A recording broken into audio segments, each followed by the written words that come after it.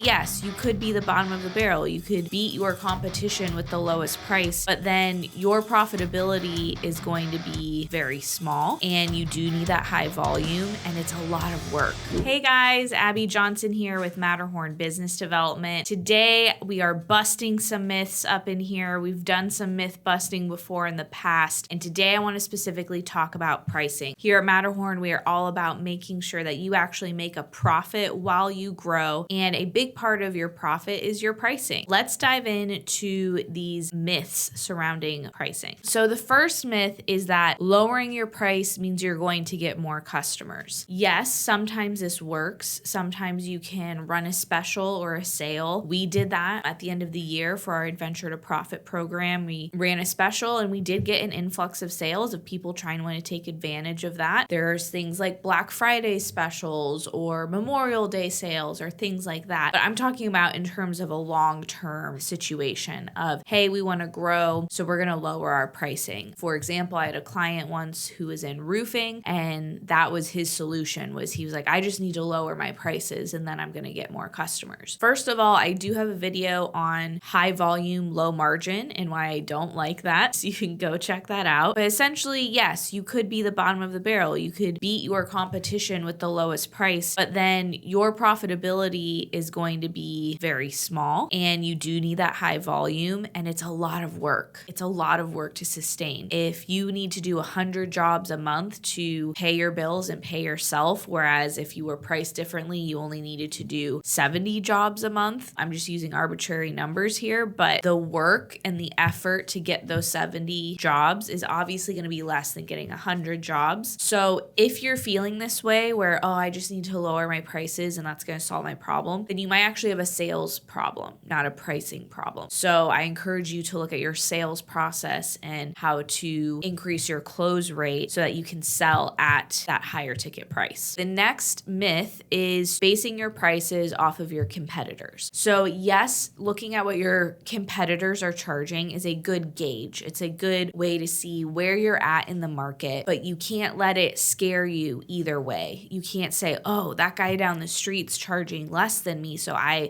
need to lower my price to his price to get more customers. No, this is just a gauge. This is just a range. People in my area are charging from X to Y, and you're going to fall somewhere on that spectrum. But if you feel like Joe Schmo down the street is getting more business than you because he's cheaper than you, that's not necessarily the case, because Joe Schmo has a different business than you. Maybe he's a one-man band. Maybe you have employees and you have different expenses than him. So you can look at this spectrum of pricing and where you fall on it, but you need to look at your business with your expenses, and that's going to determine your profitability. For example, I had a power washing client. He is very professional. He has W-2 employees. He has a shop, pays for workman's comp. He has higher expenses probably than most power washers. And then meanwhile, down the street, there were two guys with a truck and a trailer and a power washer who were promising these lower prices, but they weren't insured. They weren't paying employees. They didn't have a shop. They had lower expenses, so they could afford to be cheaper. And their quality probably wasn't as good as my clients, because my client is really on top of that and uses only the best gear and the best chemicals and the best everything. Yes, you can use your competitors as a gauge, but it shouldn't be the only determining factor in your pricing. All right, my favorite myth is if I raise my prices, I will lose customers. This is the one I hear all the time, and why people hold back on raising their prices, even though there's inflation, even though their cost of goods have gone up, they still are scared to raise their prices. If you feel like you are in this situation, I want you specifically to go watch my video called Nail Your Pricing. In that video, I show you exactly how many customers you would have to lose in order to not see a benefit from raising your prices. If your costs have gone up, inflation has been insane in the last few years, most likely you need to raise your prices if it's been over a year or two since you last raised your prices. So I break it all down in that other video, but essentially, yes, you might lose a few customers, and I know that can be hard and it feels very personal, but the percentage of customers you're going to lose is going to be more than made up for with the price increase. So you can't let that hold you back from raising your prices to a more profitable rate. All right, the fourth myth is that pricing just needs to cover costs. So the mistake that I see a lot of people make, and this is part of why I implement profit first with every client is they look at, okay, what are my costs?